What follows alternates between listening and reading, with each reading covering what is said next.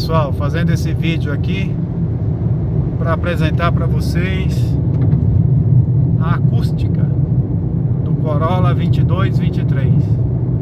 Então, se você está pensando em comprar um Corolla novo, vale essa dica aqui. O tratamento acústico deixa muito a desejar, tá? Eu estou fazendo uma viagem de São Paulo ao Mato Grosso, é a primeira vez que eu coloco esse carro na estrada. Estou ficando quase surdo. Rodei 400 km, estou chegando aqui perto de Presidente Prudente, para quem conhece. E o barulho é ensurdecedor. Já tive outros Corollas, mas essa última versão resolvi trocar. Comprei esse novo, tá com 2.500 km. Mas fui surpreendido com esse barulho interno. Você ouve o pneu no asfalto, carro realmente muito barulhento internamente. Outra coisa, quer passar raiva? Aqui, ó, essa multimídia não funciona.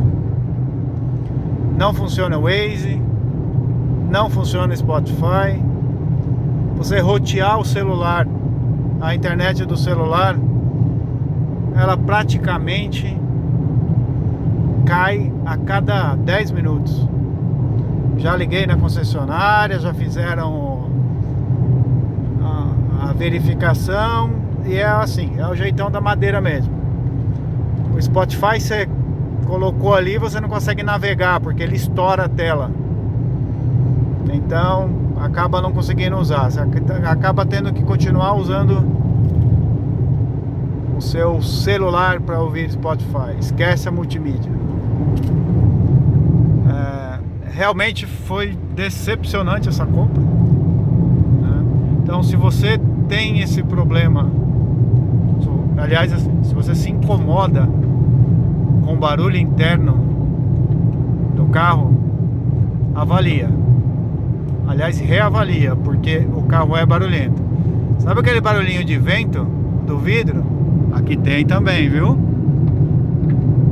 Então é um carro que, por exemplo, eu estou rodando 600 km, os primeiros 200 km eu não aguentei mais.